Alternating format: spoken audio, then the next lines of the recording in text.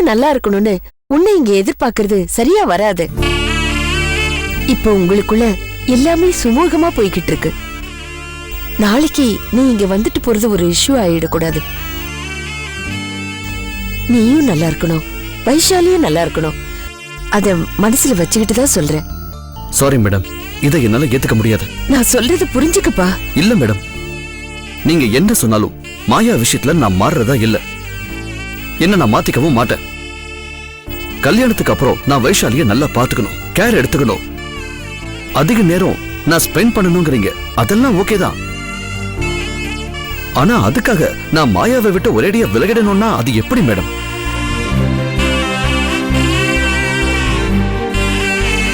நாங்க 2 பேரும் ஃப்ரெண்ட்லியா பழகிறத பார்த்து வைஷாலி எதுவும் தப்பா பேசிடுவான்னு. சேச்சே, நான் அப்படி நினைக்கலப்பா. வேலை நேரம் போக மத்த நேரத்துல புருஷனோட சந்தோஷமா இருக்கணும்னு நினைப்பா. தனக்கான நேரத்தை இன்னொருத்தி பங்கு போட்டுக்கிறத எந்த பொண்ணும் விரும்ப மாட்டா. மேடம், நான் இங்க வரதுனால வைஷாலியோட சந்தோஷத்துல எந்த குறைச்சலும் இருக்காது. அதை என்னால கேரண்டியா சொல்ல முடியும். அதே மாதிரி என்னோட கல்யாணத்தினால மாயா அஃபெக்ட் ஆகிறத என்னால ஏத்துக்கவே முடியாது மேடம். டாக்டர் என்ன சொன்னாருன்னு உங்களுக்கே தெரியும்ல. என்னோட கேர் அப்புறம் என்னோட அஃபெக்ஷன் மூலமா மாயாவை மாத்த முடியும்னு அவர் உறுதியா நம்புறாரு. அதுக்கு ஏத்த மாதிரி தானே மாயாவை நடந்துக்கிறாங்க. உங்களுக்கே தெரியும் மேடம், அப்ப இருந்த மாயா வேற, இப்ப இருக்கிற மாயா வேற. அவங்க முன்ன மாதிரி இல்ல. சில விஷயங்கள்ல அவங்க ரொம்ப கியூட்டா நடந்துக்கிறாங்க. அந்த மாதிரி இருக்கும்போது எனக்கு கல்யாணம் ஃபிக்ஸ் ஆயிடுச்சு. இனிமே எனக்கு என்னோட குடும்பம், வைஷாலியோட சந்தோஷம், எங்க நிம்மதி தான் முக்கியம்னு எப்படி மேடம் நான் விலக முடியும்? யுகி, ஒரு கட்டத்துல விலக்கிதான் ஆகணும். உனக்கு உன் வாழ்க்கை தான் முக்கியம். மாயாவால உங்களுக்குள்ள பிரச்சனை வந்துடக்கூடாது. வராது மேடம், வராத அளவுக்கு நான் பாத்துக்கிறேன். இத பாருங்க, பிசினஸ்லயும் சரி, என் பர்சனல் லைஃப்லயும் சரி, நான் எந்த ஒரு லெவலுக்கு போனாலும் மாயாவை பாத்துக்கிட்டு அவங்களுக்கு சப்போர்ட்டிவா எப்பவுமே நான் இருப்பேன் மேடம். அது எப்பவுமே மாறாது. யுகி, நான் சொல்றது, மாயாவால பிரச்சனை வரும்னு பயப்படுறதுக்கு அவசியமே இல்ல மேடம்.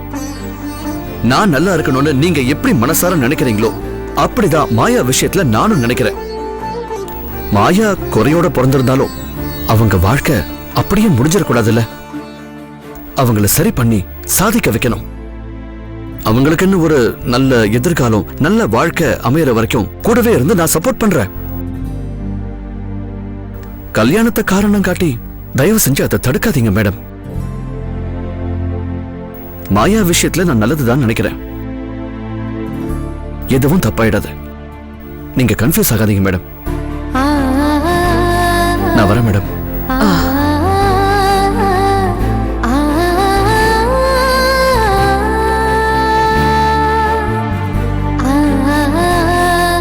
எனக்கு ஒரே குழப்பமா இருக்கு. கோவத்தை கொட்டி மேல அனுப்பியிருந்தா, ஆனா நேர்ல அந்த மாதிரி எதுவுமே நடக்காத மாதிரி பேசுறானே. இவனை என்னால புரிஞ்சுக்கவே முடியலையே.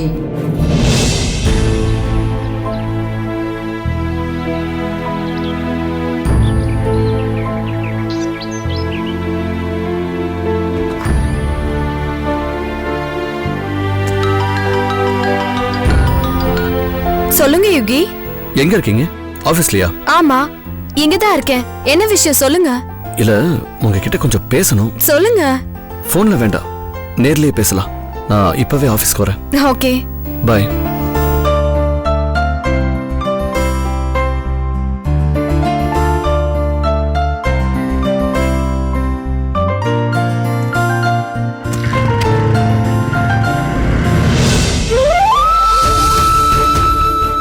எனக்கு கல்யாணம் ஃபிக்ஸ் ஆயிடுச்சு. இனிமே எனக்கு என்னோட குடும்பம், வைஷாலியோட சந்தோஷம், எங்க நிம்மதி தான் முக்கியம்னு எப்படி மேடம் நான் விலக முடியும்? நான் எந்த ஒரு லெவலுக்கு போனாலும் மாயாவை பார்த்துக்கிட்டு அவங்களுக்கு சப்போர்ட்டிவா எப்பவுமே நான் இருப்பேன் மேடம். அது எப்பவுமே மாறாது. மாயா குறையோட பிறந்திருந்தாலும் அவங்க வாழ்க்கை அப்படியே முடிஞ்சிடக்கூடாதுல்ல. அவங்களுக்குன்னு ஒரு நல்ல எதிர்காலம், நல்ல வாழ்க்கை அமையற வரைக்கும் கூடவே இருந்து நான் சப்போர்ட் பண்றேன்.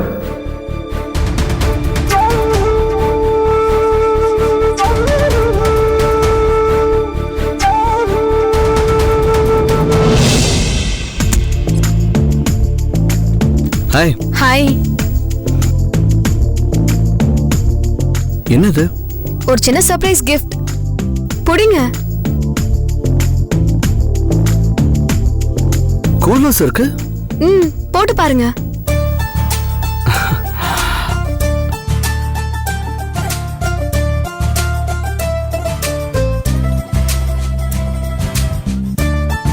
வாவ். அமேசிங். என்னங்க இதெல்லாம்? உங்களுக்கு சர்ப்ரைஸா ஏதாவது கொடுக்கணும்னு தோணுச்சு, அதான். பிடிச்சிருக்கா? Super, fantastic. Thank you. ஆனா ஏன் இவ்வளவு எக்ஸ்பென்சிவா? பிடிச்சவங்களுக்கு gift கொடுக்கும்போது காசுலாம் பார்க்க கூடாது.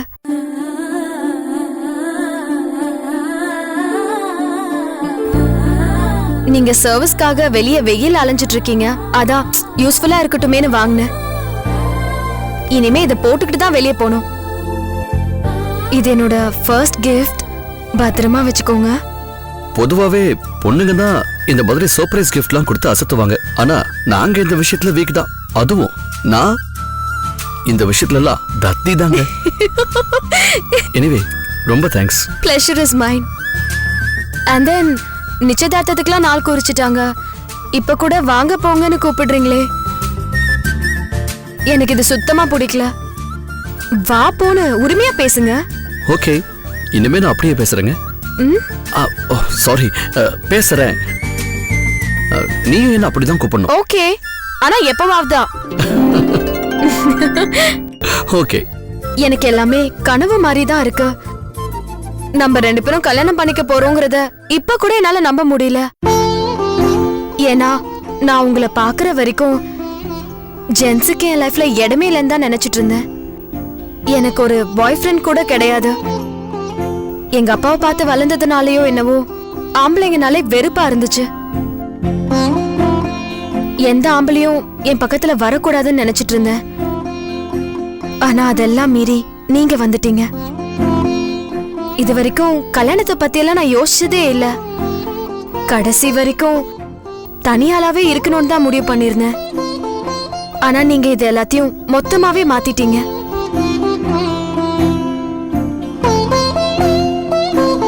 எனக்கு ரொம்ப ஆச்சரியமா இருக்கு.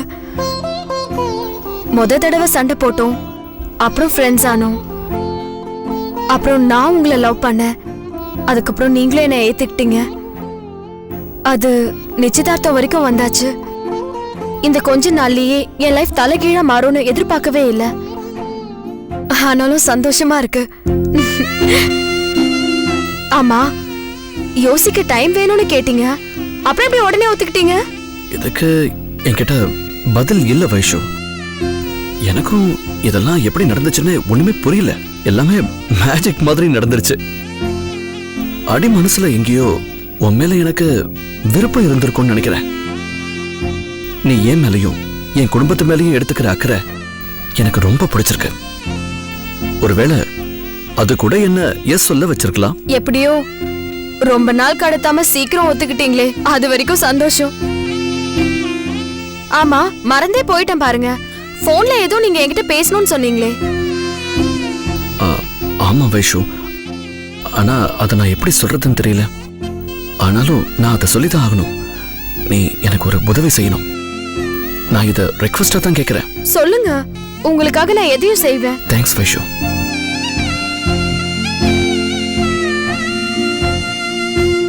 சொல்லுங்க ப்ளீஸ். இல்ல, மாயா குடும்பத்துக்கும் உங்க குடும்பத்துக்கும் ஆகாதுன்னு எனக்கு தெரியும். ஆனா அதுக்காக என்ன நான் மாத்திக்க முடியாதுல்ல. நான் மாயாவை பாசிட்டிவா என்கரேஜ் பண்றதுக்காக தான் அடிக்கடி நான் அவங்க வீட்டுக்கு போயிட்டு வந்துட்டு இருக்கேன்.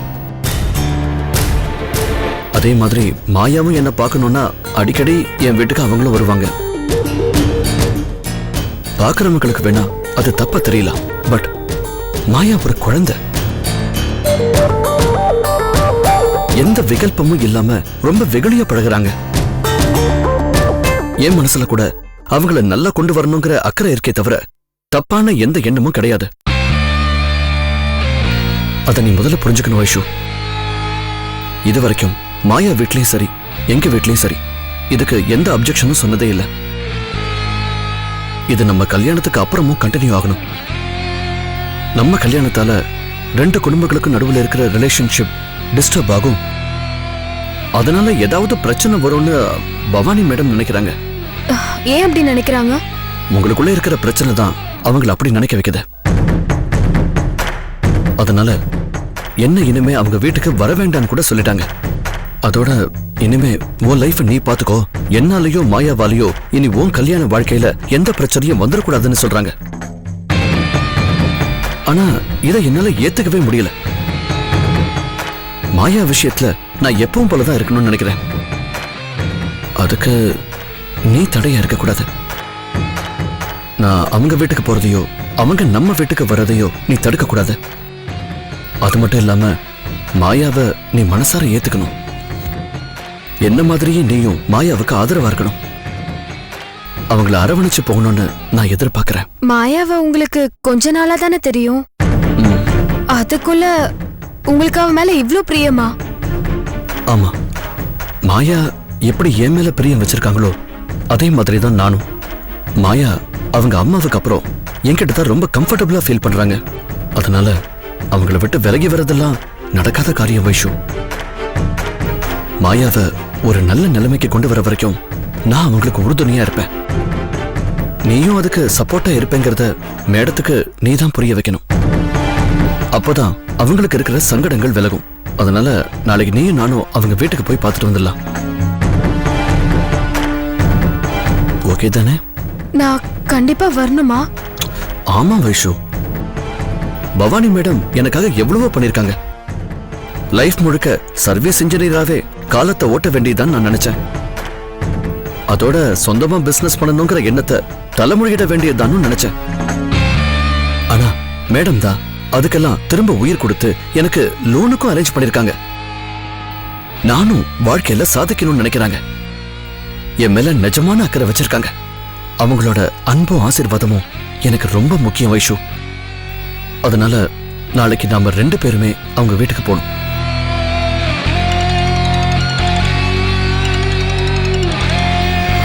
ஒரு நிமிஷம் வைஷு.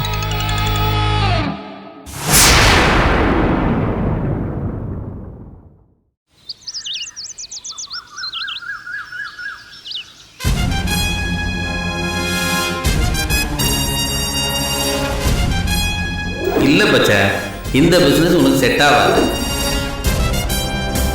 உனக்கு வட்டி தொழில் தான் சரியாக இருக்கும். அதை தான் நீ இத்தனை வருஷமாக பண்ணிகிட்டு இருக்கிற. ஆளை மிரட்டி பணம் வாங்குறது, ரவுடித்தனம் பண்ணுறது, அதுதான் உனக்கு செட் ஆகும். ஏன் உன்னால் முடியாத வேலைக்கெல்லாம் ஆசைப்படுற?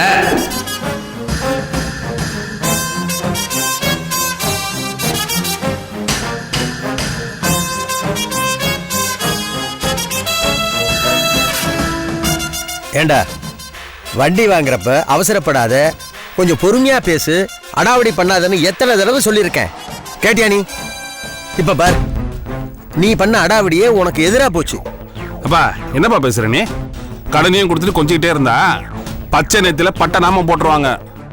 நம்ம கராரா இருந்தாதான் வட்டி பிசினஸ் ஒழுங்கா நடக்கும். அதனாலதான் அப்படி பண்ணேன். அதெல்லாம் சரிடா, மத்தவங்க கிட்ட அப்படி பண்ணது தப்பு இல்ல. ஆனா அந்த மணி கிட்ட கொஞ்சம் நேக்கு போக்கா இருந்திருக்கலாம். உன் அடாவடியை ஏன் அவங்கிட்ட காட்டின? இப்ப அதானே பிரச்சனையா போச்சு. இல்லன்னா இந்நேரம் அவனோட கூட்டு சேர்ந்து பிசினஸ் பண்ணிருக்கலாம். அப்பா அவன் இந்த அளவுக்கு வளருவான் நான் என்னப்பா கண்டேன்? அவன் ஆபீஸ்ல போய் தேடி காத்துட்டு இருப்பான். பிசினஸ் ஆரம்பிக்கிறதுக்கு சான்ஸ் கொடுன்னு கையே இருந்தோன்னு அப்ப எனக்கு தெரியாம போச்சே. தெரிஞ்சிருந்தா அப்ப நான் அவனை தாஜா பண்ணி வச்சிருந்திருப்பேன்ல. டேய், இப்ப கூட ஒண்ணு கெட்டு போறடா. திரும்பவும் அவங்ககிட்ட ஆளை விட்டு பேசி பார்க்கலாம். ஒருவேளை அவன் சமாதானம் ஆயிட்டா அதை நாம சாதகமா பயன்படுத்திக்கலாம். என்ன சொல்ற? அவன் ரொம்ப பண்ணானப்பா. எரிங்க வருவான்னு சொல்ற? டேய், என் அனுபவத்துல சொல்றேன்டா, அவன் வருவான்டா. கொஞ்சம் பொறுத்து பார்க்கலாம்.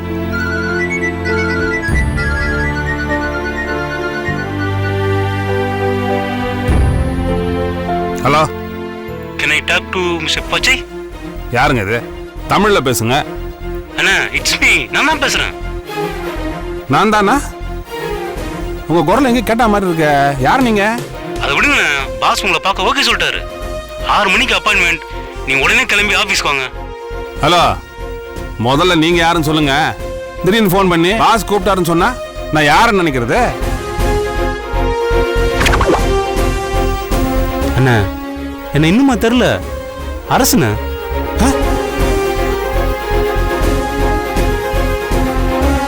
டேய் அரசு நீயா?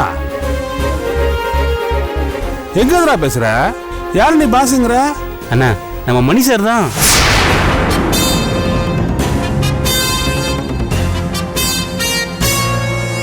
என்னடா சொல்ற? மணி சார் ஆபீஸ்ல இருந்து நான் பேசுறேன். அவரோட ஆபீஸ்ல இருந்து தான் பேசுறேன். நான் இங்க வேலையில ஜாயின் பண்ணிட்டேன்னா.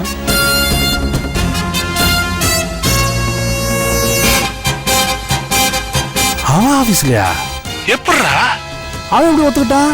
அண்ணா எங்க பாச மரியாதை இல்லாம பேசாதீங்க. மணின்றதே தப்பு. நீங்க பாசுன்னு கூப்பிடுங்க. அடப்பாவி, நேத்து வரைக்கும் நான் தான் நமக்கு பாஸ். அது நேத்து. இனிமே அவர் தான் பாஸ். என்னையும் அவர் முன்னாடி வாப்போன்லாம் கூப்பிடாதீங்க. பாஸ் கோச்சிப்பாரு. டேய் என்கிட்ட கை கட்டி வேலை பார்த்து அதுக்குள்ள மறந்துட்டியா? மறக்கலண்ணே. பல வருஷமா உங்ககிட்ட தான் வேலை பார்த்தேன். நான் இல்லைங்கள. ஆனா என்ன பிரயோஜனம்? சம்பளத்துல ஒரு 500 ரூபாய் ஏற்றி கொடுங்க பல மாசமா கேட்டேன். ஒன்றும் நடக்கல. அப்புறம் உங்களுக்கு ஆபீஸ்னு ஒன்றும் கிடையாது. எப்பவும் வாசனை வந்து நிற்கிற தேவடி கேட்குற பொழைப்பு. அன்னைக்கு உங்களை இங்கே வந்தல, இந்த ஆஃபீஸை பார்த்து எனக்கு பிடிச்சிருச்சு. வேலைன்னு செஞ்சா இந்த ஆஃபீஸில் வேலை முடிவு பண்ணிட்டேன். மணி சாரை பார்த்து வேலை கேட்டேன். ஏன் நல்ல நேரம் உடனே ஓகேன்ட்டாரு. அது இருக்கட்டும், சம்பளம் எவ்வளோன்னு தெரியுமா? 25,000. அப்புறம் காலைல 8 to 5 தான் டியூட்டி டைம். நடுவில் 1 hour லஞ்ச் பிரேக்கு.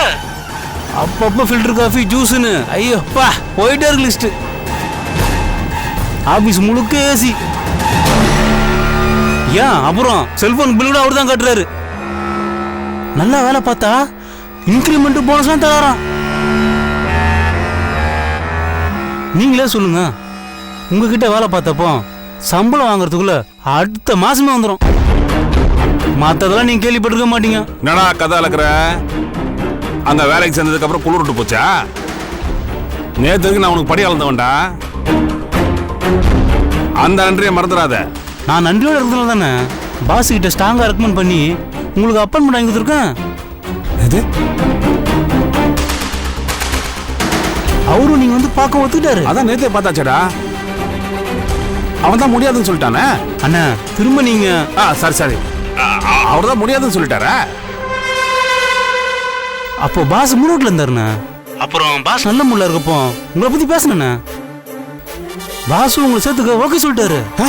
நீங்க உடனே கிளம்பி வாங்கண்ணா. ரொம்ப சந்தோஷம்டா. இதோ இப்ப கிளம்பிட்டேன். ஒரு 10 நிமிஷம் அங்க இருப்பேன்டா. டேய் மவனே, என்ன போன்ல ஏதாவது லாட்டரி கிட்டி அடிச்சா? வாய்க்கு சக்கரதாமா போடணும். நீ சொன்ன மாதிரியே மணி ஓகே சொல்லிட்டான். தப்பு. என்னடா? பாஸ் ஓகே சொல்லிட்டார். உண்மையவா சொல்ற? ஆமாம்பா. எனக்கு கையும் இல்ல காலும் இல்ல, ஒரே பரபரப்பா இருக்குப்பா. அப்பா டேய், அதிர்ஷ்ட தேவதை நமக்காக கதவு திறந்து வச்சிருக்காடா. ஒரு நிமிஷம் கூட டிலே பண்ணக்கூடாது. சக்குன்னு கிளம்பு. பாப்பா போலாம்.